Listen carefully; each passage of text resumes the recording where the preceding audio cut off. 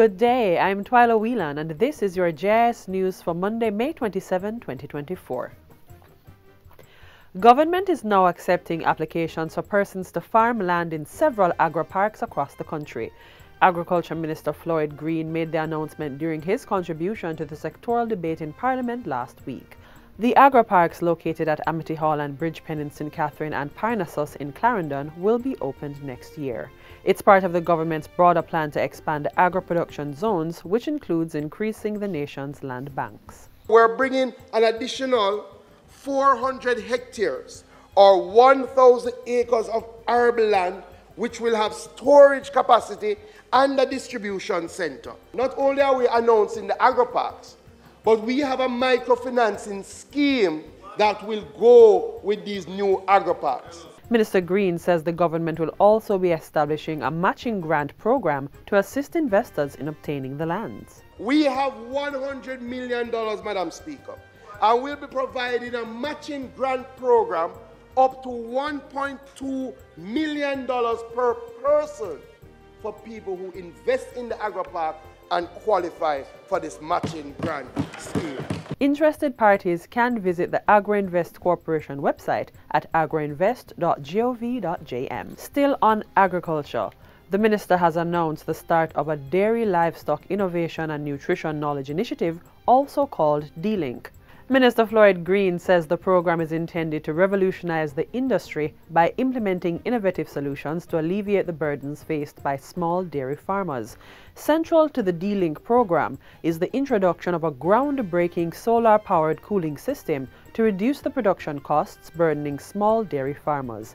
In addition, the Agriculture Ministry will acquire and deliver 15 state-of-the-art mobile milkers to vital dairy farming clusters and educational institutions.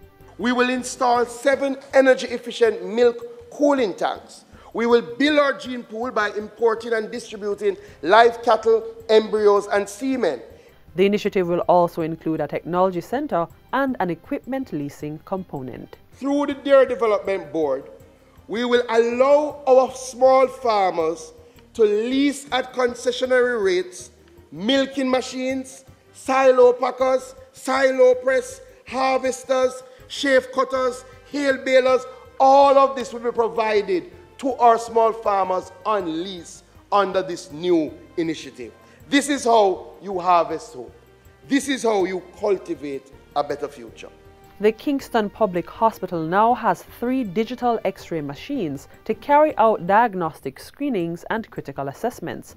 The machines, which are expected to process over 3,000 images per month, will allow real-time uploading and transmission of imaging for better service. It is impatient of debate that KPH needs to have all the necessary as a Type A facility, the necessary diagnostic equipment to support the hardworking doctors, nurses, support staff, as well as, of course, as an institution to provide the thorough services that are required.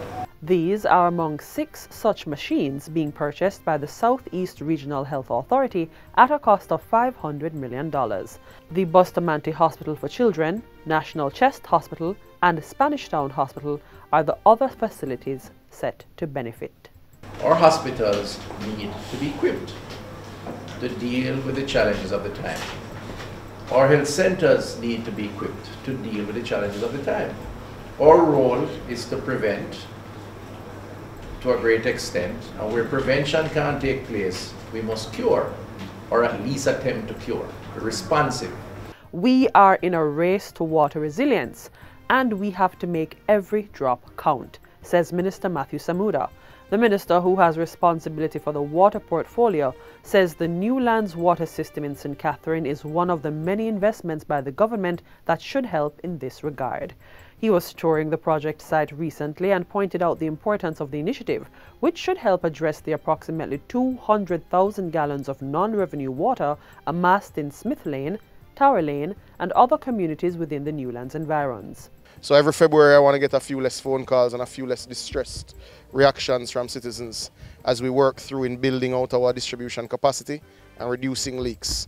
It's not the only element of the work, but it is certainly the critical element of work at this stage in the Water Commission's journey. The pipelines that have been laid are durable, and so persons will find themselves benefiting more from this package. Those who were having difficulties with water problems, that will be eliminated.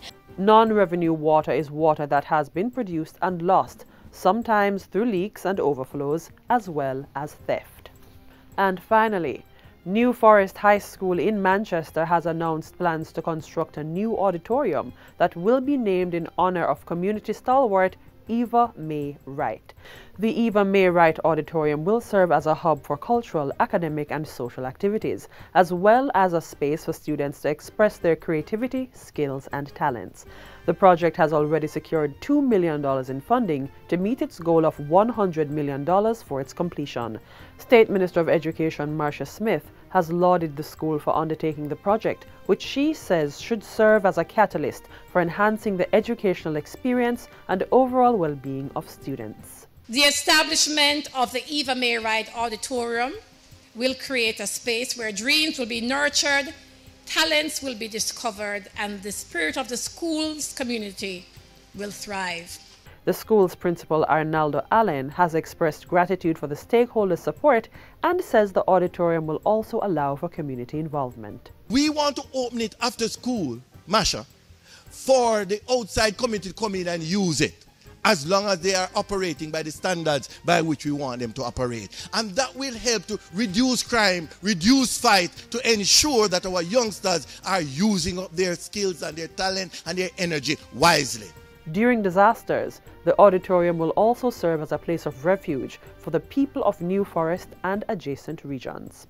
And that's it for JIS News Today. I'm Twyla Whelan. Thanks for watching.